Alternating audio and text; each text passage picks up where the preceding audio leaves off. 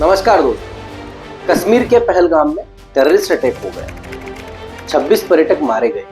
बुरा हुआ, बहुत बुरा हुआ। आपको भी लगता होगा बेचारे निरपराध मासूम टूरिस्ट को मार दिया, वो भी नाम पूछ पूछ कर टेररिस्ट ये कंफर्म करना चाहते थे कि मरने वाला हिंदू ही है, क्योंकि गलती से कभी कभी मुसलमान भी घूमने फिरने कश्मीर पहुंच जाते हैं। टेररिस्ट ने नाम ही नहीं पूछा, बाकी आईडी भी चेक किया, यहाँ तक कि टूरिस्टों की पेंट भी उतरवा दी। पोस्टमार्टम करने वाले डॉक्टर ने बताया कि 20 शवों की पेंट उतारी हुई थी।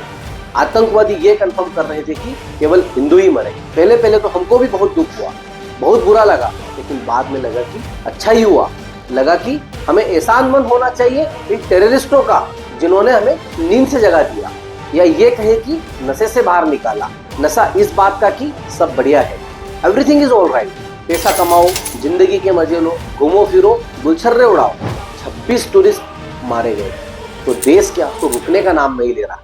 लेकिन क्या ये देश भूल गया कि 2000 से 2024 के बीच कश्मीर में सिक्योरिटी फोर्सेस के 3390 जवान मारे, मतलब हर साल 150 जवान मारे। और हमें लगता है कि सब बढ़िया है। कश्मीर की मस्जिदों से ऐलान होता है और जिहादी पत्थरबाजों की टोली निकल पड़ती है सिक्योरिटी फोर्सेस पर पत्थर बरसाने के लिए।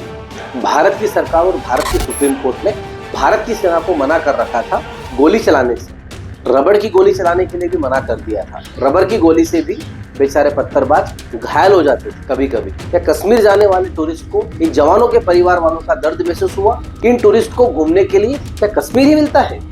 शिमला, ऊटी, कोडाईकनाल, दार्जिलिंग, सापुतारा, भारत में हजारों टूरिस्ट पहले से। क्या उनको वही जगह घूमने के लिए मिलती है जहां 1989 में 6 लाख कश्मीरी हिंदुओं को भगा दिया गया, केवल इसीलिए कि वो भारत से गद्दारी नहीं कर रहे, केवल इसलिए कि वो हिंदू थे, मुस्लिम नहीं थे। रातों रात कश्मीरी पंडित कश्मीरी घाटी छोड़ने पर मजबूर हो गए थे, क्योंकि उनके घरों के बाहर लिख दिया गया था, कश्मीरी पंडित घाटी छोड़ दो, लेकिन अपनी बहू बेटियों को यही छोड़ जाना। क्या कश्मीर जाकर मौज मस्ती करने वालों को कभी कश्मीरी पंडितों का दर्द समझ आता है, जिनकी पूरी की पूरी पीढ़ी अपनी जमीन से कट गई, अपने ही देश में शरणार्थी बन गया पूरा समाज। सैकड़ों हजारों वर्षों से कश्मीर में रहने वाले कश्मीरी पंडित आज भारत के कोने कोने में बिखर गए, अपनी जड़ों से कट गए। इन कश्मीरी पंडितों को अपने घर लौटने से पहले कश्मीर में जाकर सैर सपाटा करना, गुलछर्रे उड़ाना बेशर्मी नहीं तो और क्या।